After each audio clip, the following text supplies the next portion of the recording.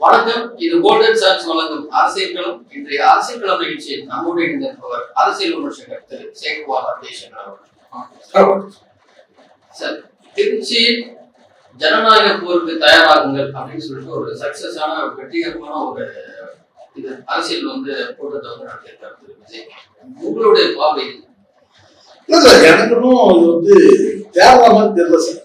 ஒரு ஓட்டாளா மாறுமான்னு டவுட் தான் சார். இளைஞர்கள் அப்படி இல்ல, எனக்கு சில நண்பர்கள் இருக்காங்க சார். என் பலமே என்னன்னா பலமா எல்லா மாவட்டங்களையும் சார் எனக்கு நண்பர்கள், பத்திரிகை துறை சார்ந்த நண்பர்கள் எனக்கு இருக்கிறாங்க. இருக்கிறது மிகப்பெரிய பலம். உண்மையான கலா நிலவரங்களை எனக்கு சொல்லுவாங்க. நான் போகணும் அவசியமே கிடையாது. எனக்கு தெரிஞ்சு நான் சொல்றேன், அந்த இடத்துல போட நண்பர்கள் சொல்றேன். இன்னும் சொல்றேன், இங்க மதுரை மாநாட்டிலேயே சில நண்பர்கள் சொன்னாங்க, எல்லாமே மெச்சூரிட்டி இல்லாத பசங்களா இருக்காங்க. இளம் மற்ற பசங்க தான். எல்லாமே 30 வயசுக்குள்ள, 30 கூட இல்லை, 25க்குள்ள ஒரு 17, 16 வயசுக்குள்ள ஒரு பசங்க தான் இருக்கிறாங்க. அதாவது இதெல்லாம் ஓட்டா மாறுமான்றது ஒரு பெரிய டவுட் தான் சொல்லிட்டு எனக்கு விஜய் மீடியனுக்கு எந்த காரணமும் எனக்கு கிடையாது. விஜய் மீடியனுக்கு ஒரே ஒரு கோபம் இருக்குன்னு சொன்னா அந்த கோபத்தை நான் கடைசியா சொல்றேன். அப்பதான் இந்த காவலி பார்க்கும்போது இன்ட்ரெஸ்டா போகும். அது என்ன கோபம், தனிப்பட்ட கோபம் கூட சொல்ல முடியாது, ஒரு பொதுவான கோபம் எனக்கு இருக்கு. அதை நான் கடைசியா சொல்றேன். விஜய் மீடியன் மற்றபடி எனக்கு அரசியல் ரீதியா எனக்கு கேட்டா ஜான் கூட பழகும் போதே நான் சொன்னேன். பழகும் போது இல்லை, இப்போ அதே பதில் தான். நீங்க கட்சியில இணைந்து செயல்படணும் அப்படின்னு சொல்லும்போது கேட்டா எனக்கு அதிகபட்சமா இவர் என்ன கொடுப்பா, இருக்கு நிதியமைச்சர் கொடுப்பா, எனக்கு வேணாம். அதிகபட்சம் எனக்கு தான் கொடுக்க முடியும், நிதியமைச்சருக்கு கொடுக்கலாம், அவ்வளவுதானே. எனக்கு அது வேணாம். எப்படி முதலமைச்சர் தரப்போல கொடுத்தாலே நான் வேண்டாம். நீ நிதியமைச்சர் அடுத்த வருஷம் நிதியமைச்சர் அதுக்கு வேணாம். ஆனால் எனக்கு கேட்டீங்கன்னா ஒரு நல்ல ஒரு அரசியல்வாதி ஒரு தமிழ்நாட்டுக்கு வரணும் வரணும் அப்படின்றதுதான் எனக்கு கேட்டா. ஏன்னா இன்னைக்கு ஜெயலலிதா இல்லாத காலகட்டம், கலைஞர் இல்லாத ஒரு காலகட்டம். இன்னைக்கு ஒரு பெரிய ஒழுவான ஒரு கட்சி தான் இருக்கு. ஆப்போசிட் கட்சி கேட்டா ஒளிவிழுந்த கட்சியா இருக்கு. அது கிட்டத்தட்ட ஒரு பிஜேபி ஒரு முகமா தான் இருக்கு. அதனால ஒரு கட்சி வரட்டும் தான் நான் பல முறை பேசியிருக்கேன். கேட்டா இளம் தலைவர்கள்லாம் உதயநிதி ஒரு பக்கம், விஜய் ஒரு பக்கம் இருந்தா நல்லா தான் இருக்கும் அப்படின்னு கூட நான் சொன்னேன். தேசிய கட்சிகள் எந்த சூழ்நிலையும் நீங்க தமிழ்நாட்டில் வளரவே கூடாதுன்னு நினைக்கிறதுல நான் உறுதியா இருக்கிறேன். தேசிய கட்சிகள் வளர்ச்சி கேட்டா தமிழ்நாடு வளர்ச்சிக்கு பாதகமாக இருக்கும். அதுக்கு காரணம் கேட்டா இந்தியா முழுவதும் நான் சுற்றுப்பயணம் பண்ணியிருக்கிறேன். அங்க வட மாநிலங்கள் எவ்வளவு பின்தங்கி இருக்குன்றது எனக்கு தெரியும். திராவிட கட்சிகள் நீங்க ஊழல் கட்சிகள் சொன்னாலும் கூட பாத்தீங்கன்னா அந்த வளர்ச்சி நம்ம நான் சொல்ல ஊழல் வளர்ச்சி தமிழ்நாடு வளர்ச்சி இருக்கு. தமிழ்நாடு முழுவதும் பார்த்தீங்கன்னா வளர்ச்சி அடைந்த கிராமங்களும் இன்னைக்கு நகர்ப்புறமா மாறி இருக்கு. இந்த 50 ஆண்டு காலங்கள்ல சொல்ல முடியும்.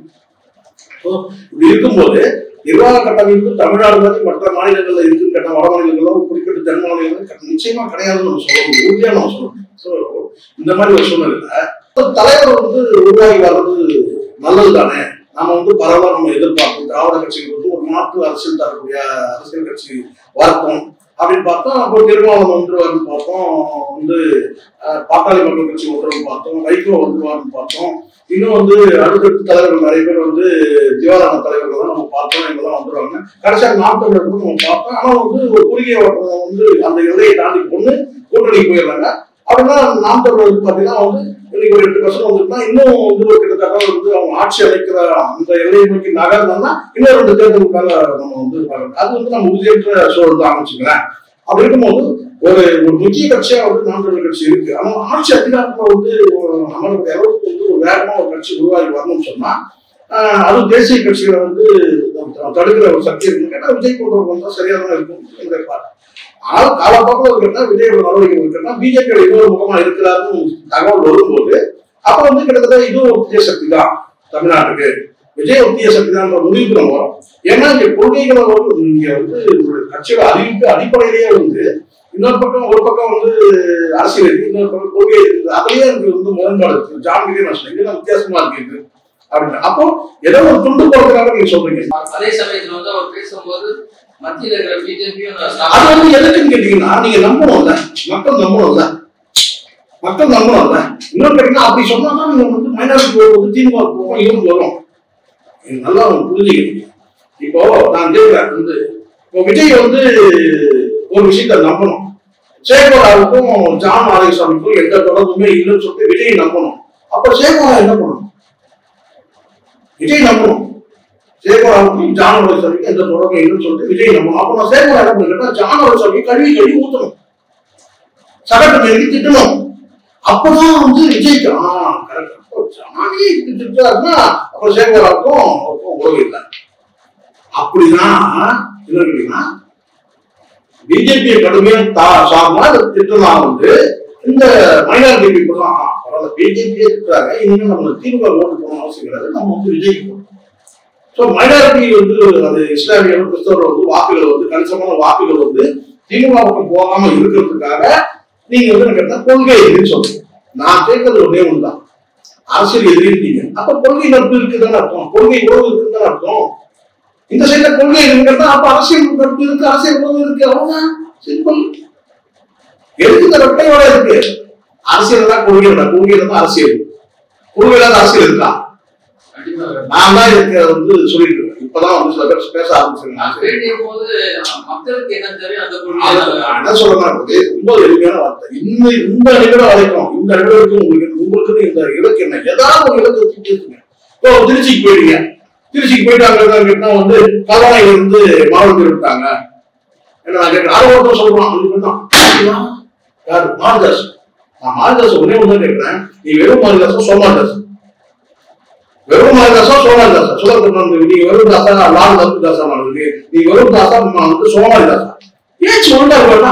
ஒரு 3 நாளைக்கு முன்னாடி என்ன சொல்றாங்க கேட்டா வந்து விஜய் வந்து ஒரு பிம்பத்தை காட்டு நினைக்கிறாரு, இது பிரார்த்தனை இது அவர் வந்து பாத்தீங்கன்னா சனிக்கிழமை தான் வருவாராம், இப்படி வந்து ஒரு இது பாத்தீங்கன்னா வந்து ஒரு பிம்பத்தை உருவாக்க பாருங்க, கவர்ச்சி காட்ட அப்படிதான் பேசுது. இப்படி விஜய் பேசுறதுல எனக்கு வந்து ரொம்ப ஒண்ணுன்னா நேரு வந்து மனதான் கடத்திட்டு போய் அவர் வீட்டுல வச்சுருந்தாரு. அதான் சொல்றேன்னா மணல் திருட எல்லாமே இருக்கிறான். நமக்கு ஏதாவது பேர் தெரியுமா சார்? இது வரைக்கும் உங்களுக்கும் எனக்கும் இந்த மணல் கரிகால, மணல் ராமச்சந்திரன் இந்த பேர் தான் நமக்கு தெரிய. நம்ம அறிவுப்படுத்துறது யாருன்னு நீங்க நினைக்கிறீங்க? எல்லாம் இவங்கதான். அது யாருதான் நீங்க இருக்குங்க. இந்த கட்டிங் வாங்குற பசங்க சவுக்கு சங்கரோடு சேர்த்துங்க.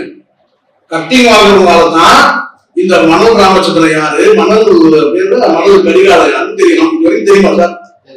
இந்த வயலுள்ள ராஜன் கூட நமக்கு யாரு தெரியும்? இவங்க கட்டிங் வாங்குறவங்க சொல்லிதான் தெரியும்.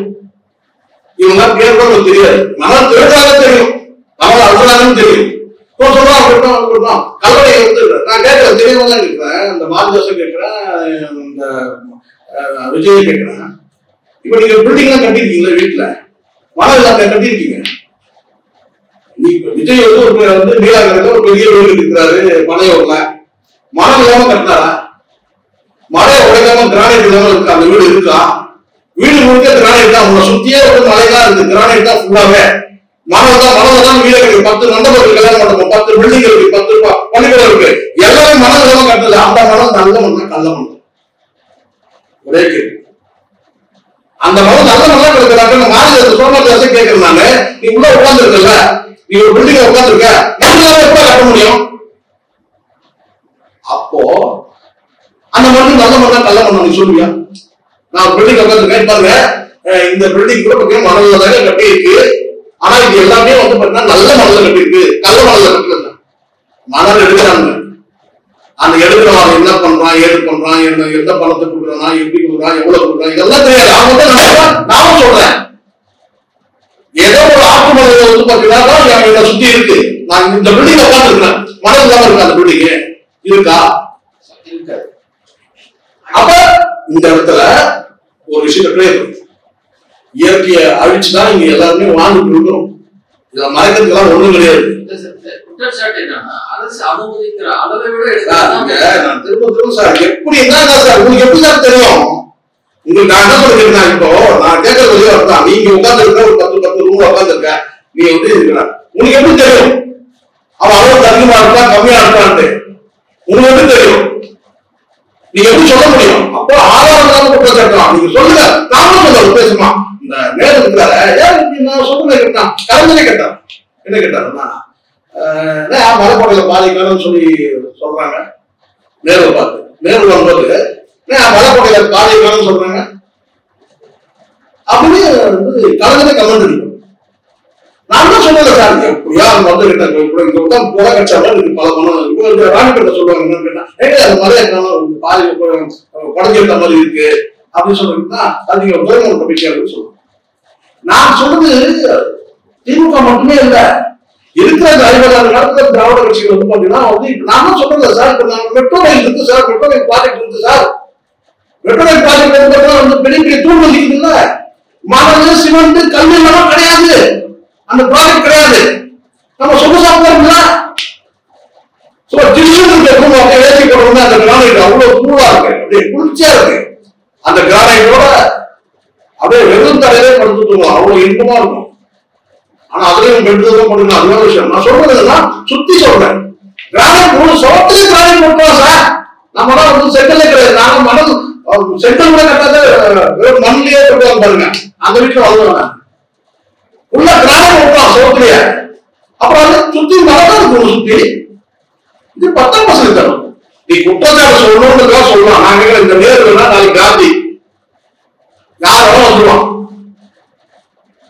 எல்லாம் வந்து பார்த்தா வந்து இயற்கையை வந்து பார்த்தா எல்லோ வகையில வந்து கலவரம் போறாங்க, இதை தடுக்கவே முடியாது.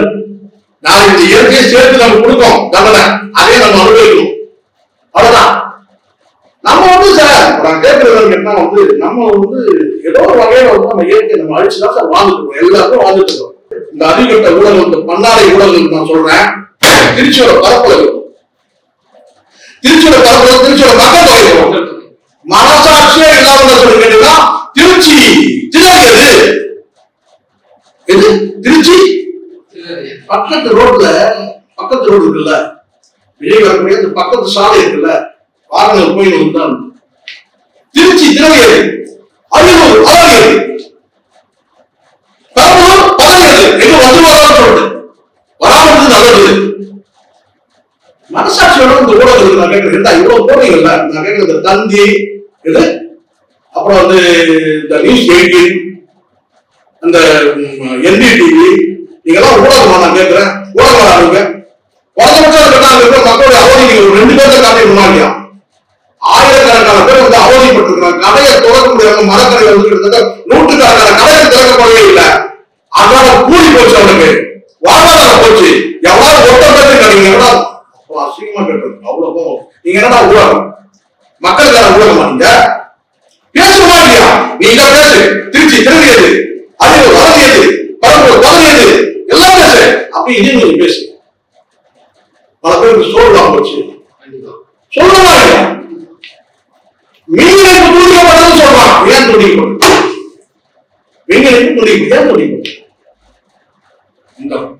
இந்த அணில் குஞ்சுகள், இந்த தற்கொலை எல்லாம் வந்து பார்த்தா போஸ்ட்ல ஏறுவான், டிரான்ஸ்பார்மர்ல ஏறுவான்.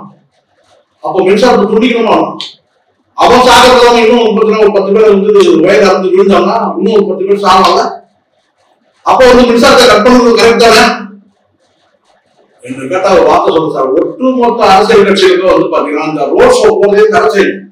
நீதிமன்றம் தானாக முன் வந்து ஒரு ஷோ போட்டா இந்த கேஸ் எடுத்து இதை செய்யணும் கேட்டீங்கன்னா இந்த ரோட் ஷோவுக்கு தடை செய்யணும். அது ஆளுங்கட்சியா இருக்கட்டும், எதிர்கட்சியா இருக்கட்டும், மத்திய ஆளுங்கட்சியா இருக்கட்டும், மாநில ஆளுங்கட்சியா இருக்கட்டும், எதிர்கட்சியா இருக்கட்டும், துண்டு கட்சியா இருக்கட்டும், இந்த மாதிரி வந்து விஜய் போன்ற தற்கூலி கூட்டமா இருக்கட்டும், எல்லாத்தையும் கேட்டா இந்த ரோட் ஷோ போதே தடை செய்யும். மக்களுடைய வந்து அன்றாட வாழ்க்கை பாதிக்கப்பட்டதா இருக்கா? அதுதான் எந்த ஊடகம் பேசவே இல்லை. பேசிருக்கோம்ல, இதை பேசும்போது அதையும் பேசணும்ல. அங்க வந்து பார்த்தா எம்ஜிஆர் ஒப்பிடுறதே தவறு சார். எம்ஜிஆர் யார் சார்? எம்ஜிஆர் திரும்ப ரொம்ப கீழே இறங்கி அடிப்பான். எம்ஜிஆர் வந்து தன் தாயோட தகப்பனை இருந்து தன் தாயோட அண்ணன் தம்பி 2 பேரும் சேர்ந்து பார்த்தா திருப்பதி கண்டியில இருந்து தமிழ்நாட்டுக்கு வராங்க. அது பேர் வந்து அவருடைய வந்து வாழ்க்கை முழுவதும் நாடகம் போயிடுது. ஒரு சாப்பாடு வழி கிடையாது, இதுதான் உண்மை. அது படிப்படிக்க கிடையாது, அதிகமா கிடையாது, ஜான்கள் கிடையாது, அந்த வராது. அதுக்கப்புறம் முதலமைச்சர் எப்படி சாதாரணமா ஒரே நாள் முடியலாது. நீ போய் எம்ஜிஆர் போயிடலாமா? எம்ஜிஆர் வந்து எம்ஜிஆர் கிலோமீட்டர் கணக்கு மக்கள் நிற்பாங்க, உனக்கு அப்படி கிடையாது. முன்னாடி ஒரு 5000 பேர் அவனே சீட் காட்டான் ஃபுல்லா. உண்மை. நீ எம்ஜிஆர் ஒப்பிடுறது முட்டாளம் போனது. எம்ஜிஆர் தகவல் உண்மையா இல்லையா? தகவல் இல்லாம முன்னேறி எம்ஜிஆர் இருக்க, தகவல் முன்னேற்ற நீ எங்க? நான் கேட்கிறேன்.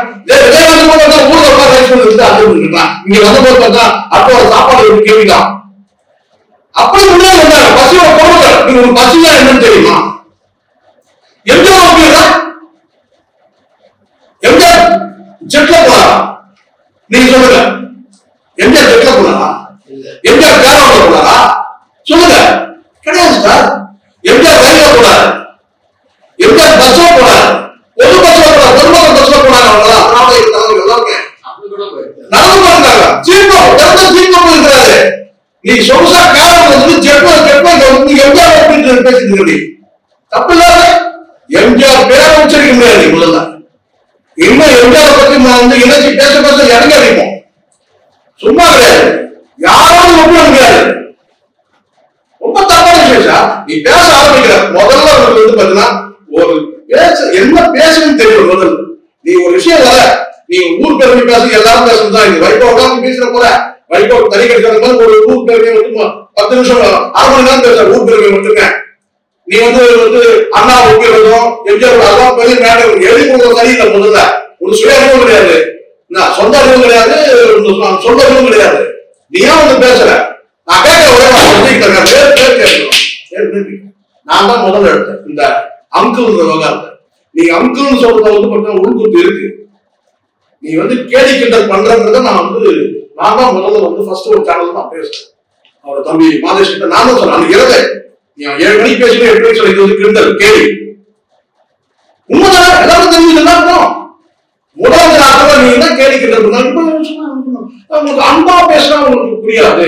யாரு இவ்வளவு அன்பா பேசுறவங்க யாரு? அங்கிள் பேச இவ்வளவு அன்பா பேசுறாங்க. அவங்க அன்பா பேசுறா உங்களுக்கு தான் பிடிக்காது. நான் கேட்கிறேன், அன்பா தானே பேசுறேன். கேட்க பேசு. மைடியர் டார்லிங் சங்கீதா, அன்பா பேசு. பேசலாம், பேசு. My dear darling Sangeetha, my dear doctor பாப்பா பேர் சொல்லு. அதான் சன் பேரை சொல்லு. மைடியர் சன் பேர் அன்பா பேசுறோம்ல. அப்படியே வந்து my dear uncle sir, uncle SSC father பாருங்க ஏற்கனவே வந்து நம்ம அங்கிள் சொன்ன மாதிரி ஏன்னா சொல்லி வரது.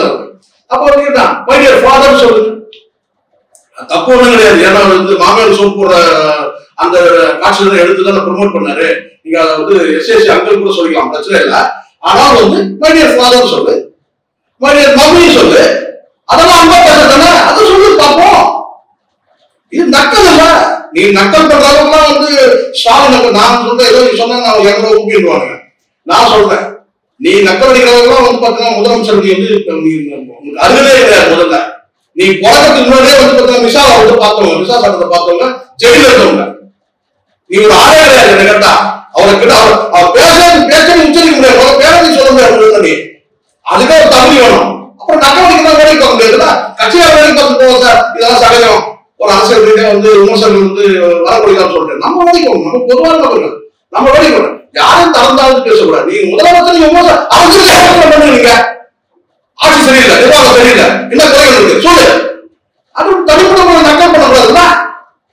அது வேலைக்கு போகக்கூடாது. நீங்க நிர்வாகம் சரியில்லைன்னு சொல்லுங்க, ஆட்சி வந்து நீங்க வந்து நீங்க எடுக்கிற திட்டங்கள் சரியில்லைன்னு சொல்லுங்க, மக்களுக்கு இந்த திட்டம் போய் சேரணும்னு சொல்லுங்க, அதெல்லாம் சொல்லுங்க. இந்த தனிப்பட்ட நக்கல் பேசுறது ட்ரெண்ட் பண்ணலாம்னு பாக்குறது, இப்படி சொன்னா ட்ரெண்ட் பண்ணலாம், அதெல்லாம் அது முடியாது. அதெல்லாம் முடியாதுல்ல. கட்சிக்காரங்க கலந்து போயிடும் திமுக சார்ந்த. நம்ம அப்படி இருக்க முடியாது. மனசாட்சியில் ஊடகத்தை சார்ந்தவங்க சரி, பத்திரிகையாளர் யாருமே வந்து கேட்டா இது எளிதாக கலந்து போகும். எல்லாரும் மனசாட்சியோட கண்டிச்சாங்களா இல்லையா? இது மெச்சூரிட்டி இல்லாத வார்த்தை. இது தப்பு. இவரு அன்பா நீ அன்பா போடு மைடியர் சங்கீதா கேட்டுதா கேட்டுதா சொல்லு. கூப்பிடுற பொண்டாட்டி அன்பா பொண்டாட்டி கூப்பிடுறாங்க. அதை விட்டுட்டு இருக்கணும் வந்து அங்கிள் ஸ்டாலின் அங்கிள் நக்கலா கிழிச்சு தொங்கணும். லிமிட் இருக்கு எல்லாத்துக்குமே சார். நான் இப்போ சொல்றேன் சார், யாரையும் நான் சொல்றேன். இப்ப பல பேருக்கு சில பேர் கைது இது இதெல்லாம் நடக்குது, நீங்க பாத்தீங்கல்ல. இதெல்லாம் எதுனால வன்மத்தோட பேசுவேன். நான் பேசினா ரியாலிட்டி இருக்கும், உணர்வு இருக்கும். அதுதான் சரியானது. வன்மத்தை வந்து கக்கக்கூடாது சார். இது வன்மம் தானே, நக்கல் வந்து வன்மம் தானே. ஒருத்தர் நக்கல் அடிக்கூடாது. திட்டமிட்டு நீங்க என்ன செய்ய கேட்டீங்கன்னா இதை வந்து ட்ரெண்ட் ஆகணும்னு நினைக்கிறேன். இவர் பேசிட்டாருன்னா இவர் ட்ரெண்ட் ஆகிடும். நாங்க வந்து வர சொல்லிட்டு போயிடும். அதானே தப்பு இல்லை சார். யாரும் தப்பு. நீ கிண்டல் பண்றதுக்கும் உனக்கு ஈக்குவா பேசுறதுக்கும் வந்து அரசியல் கட்சி தலைவர் அவன் பேசு. நீ யார பேச முடியும்?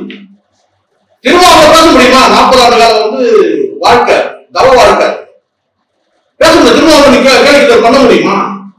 பேச முடியாது. நீ போறதுக்கு போன ஸ்ரீல பார்த்து முக நீ பேச முடியுமா? பேச முடியாது. எல்லாருமே சொல்றேன், சீமான் கூட சொல்றேன். சீமான் வந்து பாத்தீங்கன்னா வந்து சீமான் சிறை இருந்த நாட்கள் அது ஒரு 4 நாள் சிறை ஜெயில மாதவிலக சீமான் இருந்தார். நீங்க 4 நாள் இருக்க முடியுமா உங்களால? போற இந்த திருச்சிக்கு நீ வந்து கேரவன்ல போற, ஜெட்ல போற பார்த்தோம் தானே. அதனால உன்னை விட்டு வச்சுக்கோங்கப்பா. இப்ப எல்லாரும் சொல்றாங்க நீ ஜெயலலிதாவை நீ வந்து மம்மியின் கூட்டியாரு கேட்கணும். நான் இப்ப உடையா இருக்கேன். இந்த இடத்துல எல்லாரும் புதுசா விஷயத்த நான் சொல்றேன். இவ்வளவு நீ பேசுறல்ல, உன்னை விட்டு வேலைக்கு பார்க்க யாரு?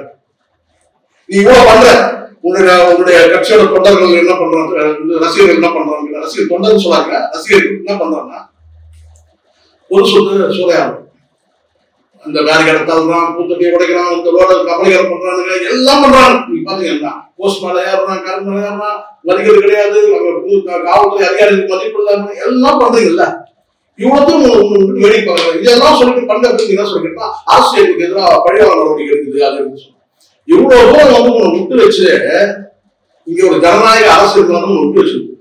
இப்ப நான் சொல்றேன், இங்க வந்து யார் வந்து பாத்தீங்கன்னா வந்து சரியில்லை அப்படின்னு சொன்னா மு.க. ஸ்டாலின் சரி. மு.க. ஸ்டாலின் சரியில்லை. மு.க. ஸ்டாலின் என்ன தப்பு பண்ணாரு? என்ன தப்பு பண்ணாரு? மு.க. ஸ்டாலின் என்ன தப்பு பண்ணா, அவர் வந்து கலைஞர் பாதியாவும் மு.க. ஸ்டாலின் மீதியாவும் இருக்கிறார். எப்படி? கலைஞர் பாதியாவும் மு.க. ஸ்டாலின் பாதியாவும் இருக்கிறார். ஒரே ஒரு ஜெயலலிதாவை மாற்றம் ஸ்டாலின் உங்க நிலைமை என்ன ஆகும்? ஒரு வாரம் தான், ஒரே ஒரு 7 நாள் மு.க. ஸ்டாலின் வந்து ஜெயலலிதாவை மாறினார்னா அப்ப தெரியும் உன்னை விட்டு வச்சதே தப்பு. அதனால நீ இவ்வளவு பேசிட்டு இருக்கிற தருதலை மாதிரி நடந்துக்கிறாங்க சார். அந்த டோட்டலா கேட்டா 5,000 நகை போயிடுச்சு சார். ஒரு பிள்ளை அந்த மாநாடு உன்னை பார்க்க வந்த பாவம் 5,000 நகை போயிடுச்சு. 10 பேர் செத்து போயிட்டாங்க வரைக்கும். 10 பேர் மேல ஒரு போலீஸ்காரர் உட்பட. அது போலீஸ்காரர் கணக்குல சேர்க்க மாட்டான். நான் தான் சேர்த்துட்டே இருக்கேன். போலீஸ்காரர் மனுஷன் தானே, உனக்கு பாதுகாப்பு வந்ததானே செத்து போயிட்டான். 11 பேர் வரைக்கும் செத்து போயிருக்காங்க சார். இது வரைக்கும் வந்து பாத்தீங்கன்னா ஒரு உதவி கிடையாது. ஒரு கேட்டா வந்து ஒரு துக்க விசாரிக்கிறது போல. அப்போ நீ சொல்றது கேட்டா வந்து கரண்ட் கட் பண்றாங்க. கரண்ட் கட் பண்ண என்ன பண்ணுவாங்க? கரண்ட் கட் பண்ண என்ன பண்ணுவாங்க? பட்ட பகலையே வந்து பாத்தீங்கன்னா வந்து கம்பத்துல ஏறணும். போலீஸ்கார போய் மன்றாடி கெஞ்சிறாரு, கீழே இறங்குன்றாரு. அப்ப தருதலை வச்சுக்கிட்டு நீ ஒரு கட்சி நடத்துவ, உன்னை விட்டுட்டு வேலைக்கு பார்த்தா அப்ப மு.க. ஸ்டாலின் செய்யற தப்பு தானே? இது தப்பு தானே? ஒரு வாரம் ஜெயலலிதா மாறினா போதும் ஸ்டாலின். ஒரே ஒரு வாரம், இது ஒரு வாரம் ஜெயலலிதா மாறினா போதும். உன் நிலைமை என்ன ஆகும் பாரு. அதை உன்னை விட்டு வைக்கிறாங்க, நீ பேசிட்டு இருக்கிற. நீ நான் இப்போ நான் சொல்றேன், நிதானமா முதல்ல உன் தொண்டர்ல வந்து அது 1 லட்சம் பேரோ 2 லட்சம் பேரோ எவ்வளவுனா அவன் முதல்ல நீ அரசியல் படுத்து. எவ்வளவு பேசுறாங்க சார். நீங்க முன்னாடி வரக்கூடாது, வண்டிக்கு பின்னாடி வாகனத்துக்கு பின்னாடி வரக்கூடாது, முன்னாடி வந்துட்டாங்க. உன்னோட ரியாக்ஷன் நீ என்ன செய்யணும்? எப்ப நான் சொல்றது நீ கேட்கவே இல்லை, ரத்து பண்ணு. ரத்து பண்ணு. நான் சொல்றது ரத்து பண்றேன். நீ நான் சொன்ன கட்டளை என்ன? இங்க வந்தவங்க எல்லாம் அது வாகனத்துக்கு பின்தொடர்ந்து முன்தொடர்ந்து போறாங்க அப்படின்னு சொல்லிட்டு நீ என்ன செய்யணும்? குறைஞ்சபட்சம் வண்டியை நிறுத்தி முன்னாடி இருக்கிறவங்க எல்லாம் பின்னாடி போகணும்னு சொல்லணுமா இல்லையா? அப்பதான் நீ வேகமா போக முடியும் ஒரு இடத்துக்கு. அப்ப திட்டமிட்டு நீயே என்ன பண்றன்னா, சரியான நாளா பார்த்து சனிக்கிழமை ஸ்கூல் பசங்க எல்லாம் லீவு, காலேஜ் பசங்க எல்லாம் லீவு, கவர்மெண்ட் ஹாலிடேஸ் எல்லாம் பார்த்து கூட்டம் வரணுன்றதுக்காக நீ பிளான் பண்ண. அப்ப அந்த கூட்டம் வந்ததுக்கு நீ ஒழுங்குபடுத்த நடவடிக்கை நீ வேணுங்களா செய்தியா இல்லையா? முன்னாடி எப்படி தெரியல சார். முன்னாடி வந்து பாத்தீங்கன்னா வாகனம் விழுந்த போது முன்னாடி வீடு சாவான்னு தெரியும். அப்பதான் தெரியும் யாருக்கு எதாவது வெளியே பின்னாடி போக சொல்லுங்க. அங்க வந்து கட்சியோட மாவட்டத்தில் குடிக்கிற இருக்கிறாங்க. மாவட்ட நிர்வாகிகள் என்ன பண்றான் சார்? கத்துக்கதை மொத்தமே நீங்க இந்த அந்த பேசிட்டு நினைக்கிறேன் சார். எவ்வளவு எச்ச பசங்க சார், பிச்சை பசங்க பேசிட்டு இருக்கிறாங்க. கத்துக்கதை கூட்டம் சொல்றா எல்லா கட்சிகளும் பயந்துட்டாங்க. கத்துக்காரங்க நானும் சொல்லல சார். நீங்க சொல்லுங்க, மக்கள் வெள்ளம் என்பது வேற. மக்கள் வெள்ளம்னா ஒட்டுமொத்தமா எல்லாரும் இருப்பாங்க. வயதான பெண்கள் வந்து மூதாட்டிகள் வந்து குடும்ப பெண்கள் வந்து பாத்தீங்கன்னா வந்து வயதான ஆண்கள் எல்லாமே அரசு மக்கள் வெள்ளம். இது எல்லாமே பெருமைகள் தற்புகள் எல்லாமே 25 இருந்து 17 வயசு 16 வயசு பிள்ளைங்க எல்லாமே. அவங்க நீங்க எப்படி எதிர்பார்க்க முடியும் ஒழுக்கத்தை? மாவட்ட நிர்வாகிகள் பிடிக்கிறாங்க. அவன் வச்சிருக்கோம். முன்பாக போய் முன்னாடி போயிட்டு எல்லாம் பின்னாடி போங்க. இல்லையா போலீஸ் வந்து செய்யணும் செய்யறாங்க எல்லாம் செய்யுங்க. போலீஸ் அடக்குமுறை போலீஸ் வந்து பாத்தீங்கன்னா கூட்டத்தை வந்து சிதைக்க பாக்குறாங்க, முடக்க பாக்குறாங்கன்னு சொல்லி போலீஸ் அனுமதி கொடுத்தாச்சு. அங்க ஒழுங்கு பண்ண முடியாது. உங்களுடைய கட்சி அவங்க இருக்கிறதா இல்லையாங்க. அப்போ இதுதான். ஏன்னா உன்ன மாதிரி தான் அவங்க இருப்பாங்க. நீயே படத்துல என்ன சொல்லியிருக்கிற, ஒரு கட்டத்துக்கு மேல என் பேச்ச நானே கேட்க மாட்டேன். சொன்னது யாரு? நீதான் சொன்னேன். அது அஜித் பேச வசனமா ரஜினி பேச வசனமா? நீ தான் சொன்ன. என் பேச்ச நானே கேட்க மாட்டேன், அவன் பேச்ச அவனே கேட்க மாட்டான். அதான் அதான் நடந்திருக்கு. நீங்க திட்டமிடுறீங்க சார், நீங்க தான் சார் கட்டளை இருக்கீங்க. என்னன்னு கேட்டா முன்னாடியும் பின்னாடியும் வரக்கூடாதுன்னு கட்டளை இருக்கீங்க. பின்தொடர்ந்து வரக்கூடாது சொல்லிட்டு அவன் வரானா இல்லையா? அப்ப கட்டுக்கார கூட கட்டணும். அப்ப கட்டு அடைக்கலாமா? பார்க்கலாமா?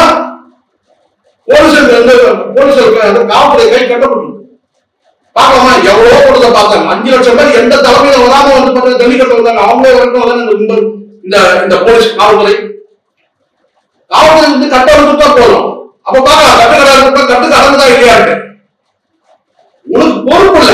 ஒரு தலைவரை நீ எப்படி நடந்துக்கணும் சரி தெரியுது. கட்டுக்கிறாரு ஏர்போர்ட்ல அப்ளை பண்றான் சார். ஏர்போர்ட்ல நீங்களும் நாங்க யாராவது இந்த மாதிரி அப்ளை பண்ணா இந்நேரம் வரைக்கும் வந்து ஏர்போர்ட் யாருக்கு மத்திய அரசு இதே போதும் கேட்டா நீ வந்து பிடி பண்றதுக்கு இதே இந்நேரம் வந்து பாத்தீங்கன்னா சார் டோல்கேட்ல ஒரு பிரச்சனை வருது சார். வேலூர் வழக்கு பதிவு பண்ணாங்க. வேலூர் வந்து டோல் பேர் மாறுது. அதனாலதான் அப்போ வேலூருக்கு ஒரு சட்டம் ஊருக்கு ஒரு சட்டமா ஏர்போர்ட்ல கவலைகள் பண்றீங்க. இதை தாண்டிங்க அதை தோட்டீங்க இதை ஓடிச்சிங்க அதை ஓடிச்சிங்கன்னு சொல்லிட்டு இதை நீங்க பண்ண முடியும். நீங்களும் நானும் பண்ணா இன்னும் கேஸ் சொல்லிட்டு சார். அப்போ உங்க உதாரணம் என்ன சொன்னா நீ பிஜேபி பிடி சட்டத்தை வந்து வெளிப்பாங்க. இதான் உண்மையான நிலவரம். இது உண்மையான சாட்சி. ஏர்போர்ட்ல ஒரு அவகாரம் பண்றீங்க, கதறாங்க பேசஞ்சர். அப்பாவோட இடத்துக்கு வந்து ஒரு கதறாரு. என்னால அப்பாவோட இடத்துக்கு போக முடியும். அப்ப என்ன இருக்கு? நல்லா தெரியுது வந்து நீ வந்து பிஜேபி பிடி இதுதான் சாட்சி. நான் கேட்கறேன் இந்த ஒய் பிரிவோ ஏதோ ஒரு பிரிவு ஏதோ ஒன்று வாங்கல. நீ வந்து பார்த்தா இருக்கிற அந்த இருக்கிறாங்கல்ல வந்து இந்த பவுன்சர் அவன் வச்சு மாவட்டத்தில் வச்சு கேட்டா முன்பக்கம் வந்து நீ கிளியர் பண்ணணும்ல. அப்படியே அப்படியே கரை கொண்டு வரல சார். பக்கத்தோட காலி இருக்கு சார். இன்னும் சொல்லதான் சொல்லுவான் 2வது 3வது திருப்பலாம் இங்கே அடிக்கிறாங்க. யாருமே இல்லை. ஏன்னா எல்லாம் இங்க வந்துட்டான். உண்மை இது. ஒரு 5000 பேர் பின்னாடி ஒரு 5000 பேர். இப்ப பாத்தீங்களா விஜய் வெளியே வந்தா என்ன இருக்கு? அதெல்லாம் ஒண்ணும் கிடையாது. அதனால நான் சொல்றேன் சந்திரமுகி கங்காவும் சந்திரமுகியா மாறணும். அவ்வளவுதான். ஒண்ணுமே இல்லை. ஸ்டாலின் ஜெயலலிதா ஒரு வாரம் மாறணும். ஒரே ஒரு வாரம். Only 1 week. அப்ப இங்க வந்து ஜனநாயக வகையா இருக்கிறாங்க. கலைஞர் பாதியாகவும் முக ஸ்டாலின் பாதியாகவும் இருக்கிறார். அதான் பிரச்சனை. வேற ஒரு பிரச்சனை இருக்குன்னா உங்களுக்கு வந்து கரெக்டா கட்டுக்கடைக்கு கொண்டு வந்துடலாம். கட்டுக்கடை கூட்டம் தான் ஒண்ணும் கிடையாது. அப்படி ஒரு மாய இந்த சானல் வச்சு திருச்சி பிறந்தது திருச்சி ஊர்ந்தது அப்படின்னு கிடையவே கிடையாது. மக்கள் வந்து இப்போ நான் சொல்றேன் பாதிப்பு அங்க இருக்கிற மக்கள் எல்லாம் பெரும்பாலான மக்கள் வந்து சாதாரண வியாபாரிகள். நான் வந்து போறப்ப சொல்றது கேட்டு பேசுறது பதிவு பண்ண பேசுறேன். ஏன்னா வந்து அந்த அளவுக்கு வந்து மக்கள் வந்து அங்க வந்து கஷ்டப்படுறாங்க. உள்ளாவே ஒரு நாள் குழப்பு போச்சு. அதை பத்தி கொஞ்சமாச்சும் உங்களுக்கு என்ன இருக்குதா? உங்களுக்கு எத்தனை கரண்ட் கட் பண்ணிட்டாங்க அரசு சரி பண்ணுது. கரண்ட் கட் பண்ணதே உங்க நம்பிக்கை தான் முதல்ல. ஏன்னா நேரம் அப்படி உயர்த்தே வருவான் சார். இது நேரம் உயர்த்த வந்து நேரம் உங்ககிட்ட வந்து இறங்குவான். உயிரை காப்பாற்றுதான் கரண்டை கட் பண்ணுது. இதெல்லாம் வந்து எம்ஜிஆர் மாதிரி விஜயகாந்த் மாதிரி ஒப்பிடவே ஒப்பிடாது. கண்டிக்க தகுந்தது முதல்ல கண்டிக்க தகுந்தது இதுதான். விஜயகாந்த் மாதிரி எம்ஜிஆர் மாதிரி ஒப்பிடவே ஒப்பிடாது. நான் சொல்றேன் இப்போ நான் சொல்றேன். நீ வந்து சொல்றேன் சும்மாவே வந்து விஜயகாந்த் வந்தது கூட நான் கேட்கிறேன். யாரோ ஒரு தொண்டை வரலாம் கை கூட என்ன எடுப்பது? கை கூட அந்த கை கரைஞ்சிட போகுது. கை கூட வந்து கை குச வைப்பான். ஐயோ குச வைக்க கையெல்லாம் தொட மாட்டேன்னு சொல்றதுக்கு எவ்வளோ வராது. கை அவன் அப்படி குடிக்காரன் கட்டும் அப்படி இல்லை. அவன் தன்னெல்லாம் தெரியுது. வீட்டுக்காரங்க ஏதோ வந்து ஆர்வப்படாத உன்னை நடிகரா பாக்குறான்னு தெரியுது. இப்படி ஒண்ணுங்க இப்படி இல்லை அப்படி இல்லை. ஜெயலலிதாவே அப்படி பண்ணல. ஜெயிக்க ஒரு பெண் தலைவர் ஒரு நாள் அப்படி பண்ணவே இல்லை. அந்த ஒழுங்க மாட்டாங்க. அப்படியே வந்து வளர்ந்து சொல்லுவாங்க. அந்த வேண்டை யாரும் கேட்டா அப்படியே உள்ள போட்டு கொடுத்தாலும் உடனே வாங்கிக்கலாம். அவ்வளவுதான். இன்னும் இப்படி இருக்கு அப்படி இருக்கு நீ அப்ப திரிஷா வந்து லிப்லாக் தீர்த்தமா அது எப்போ நடிகை வந்து முத்தம் பார்த்தீங்கன்னா வந்து அந்த வெற்றி பரிமாற்றம் போகுதுன்னு சார் செய்யும். அந்த தீர்த்தமா வச்ச தப்பு இல்ல. நீங்க வந்து ஒரு அன்டச்சபிள்ஸ் அதாவது தீர்த்தத்தகாதவங்க நடத்தக்கூடாதுங்க. நீங்க தொண்டன் கட்சி தொண்டனை நான் ஒத்துக்க மாட்டேன், அவன் ரசிகர். என்னோட பாயிண்ட் தான் ரசிகர். நீங்க எப்படி நடந்து நீ தலைவன் வந்து அந்த தலைவன் தொண்டனுக்கு அந்த இது இருந்தா போதும் சார். அந்த உறவுடைய எப்படி நீங்க கேட்டா ஏதோ அவனுக்கு தீண்டத்தகாத மாதிரி இங்க தீண்டத்தகாத யாரும் கிடையாது. அப்போ ஒரு நடிகையோட வந்து முத்தம் வந்து உங்களுக்கு வந்து தேர்ந்து தீர்த்தம் அமுதம். ஆனா வந்து பாத்தீங்கன்னா வந்து தொண்டனுடைய வேலை படக்கூடாதா? வேலை போட்டா என்ன ஆயிடும்? எழுதி சாம்பலாயிருக்கா? எதுக்கு நீ அந்த பிஹேவியர் தான் நான் சொல்றேன். விஜயோட பிஹேவியர் எப்படின்னா நீ இன்னும் அப்படியே ரொம்ப அபூர்வ பிறவி மாதிரியும் அவன் கிட்ட இருந்தாலும் அந்த வாழையாக நடிகர் தான் வந்து அப்படியே ரொம்ப ஒழுங்கு பாக்குறேன். நீ பத்திரிகைக்காரன் மைக்க விட்டுறான், அதுக்கு தள்ளி விடுற அவங்க வந்து பாத்தீங்கன்னா வந்து அவங்க தான் பிறந்தாரு திறந்தாருன்னு எழுதுறான். இது அவங்க தேவைதான் வச்சுக்கோங்க. ஏன்னா அவங்க தான் எழுதுறான் திருச்சி திறகையுது அழகையுது அப்படின்னு அவனுக்கு தேவைதான். ரைட் அவன் பண்ற ரைட். உங்களுக்கு வந்து அவன் மீட் பண்றதுக்கு உங்களுக்கு தைரியமே கிடையாது. பத்திரிகையாளர் மீட் பண்றதான் யாரு? நல்ல வந்து ஆண் அரசியல்வாதிகள் இல்ல ஆண்களை வந்து பாத்தீங்கன்னா பலமான வந்து வீரமுள்ள அரசியல் பெண் அரசியல் தலைவர்கள் அவங்க வந்து பத்திரிகை மீட் பண்ணாங்க. நீ பத்திரிகை மீட் பண்ண மாட்டா அது உங்க லட்சணம் என்னன்னு தெரியுது. நீ பத்திரிகை வந்து இன்னைக்கு இல்லை எப்போ நீ மீட் பண்ண போறது இல்லை. அதான் உண்மை. அது ஒரு பக்கம் இருக்கும். அதனால நீ தொண்டர்கள் வந்தா நீ வந்து இப்படி ஒழுங்குற இப்படி தப்பு இல்ல. அது அதுக்கு சினிமாவும் காட்டு. நீ இங்கே சினிமாவில் எவ்வளவு பண்ணிருக்க? என்ன சரி கேமரா ஆஃப் சார்ஜ் இல்லை. பேட்டரி போட்டியா? பேட்டரி நீ எப்போ வந்தாலும்